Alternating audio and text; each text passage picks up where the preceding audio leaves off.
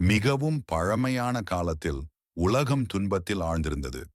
அரக்கர் சூரபத்மன் தனது சக்தியால் தேவர்கள் அனைவரையும் வென்று மக்களை கொடுமைப்படுத்தினார். தேவர்கள் எல்லோரும் தங்கள் வாழ்வை இழக்கும் நிலையில்தான் இருந்தனர். அப்பொழுது தேவர்கள் இறைவன் சிவனை அடைந்தனர். சிவபெருமான் தனது ஆனந்த தாண்டவத்தில் ஒரு தீய வெப்பம் எழுப்பினார். அந்த வெப்பத்திலிருந்து வந்த தீய காந்தம் 6 துளைகளாக பிரிந்து சரவண பொய்கையில் விழுந்தது. அந்த 6 தீக்கணங்கள் 6 குழந்தைகளாக உருவெடுத்தன.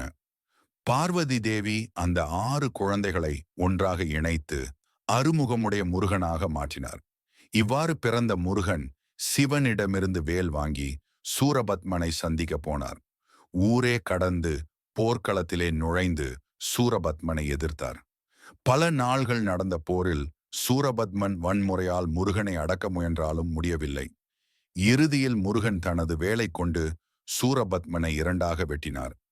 அந்த உடலில் ஒரு பாகம் மயிலாகவும் மற்றொன்று அந்திகையாக தேவசேனை வாகனம் மாறின. முருகன் அதை அடக்கமாக ஏற்று தன் வாகனமாக மயிலையும் கொடியாக அந்திகையையும் வைத்தார். இதுவே சூரசம்ஹார திருவிழாவின் ஆரம்பம். இன்று முருகனை சக்தி வேலவன், அருமுகன், சூரபத்மனை கதிரவித்தவன் என மக்கள் வணங்குகிறார்கள்.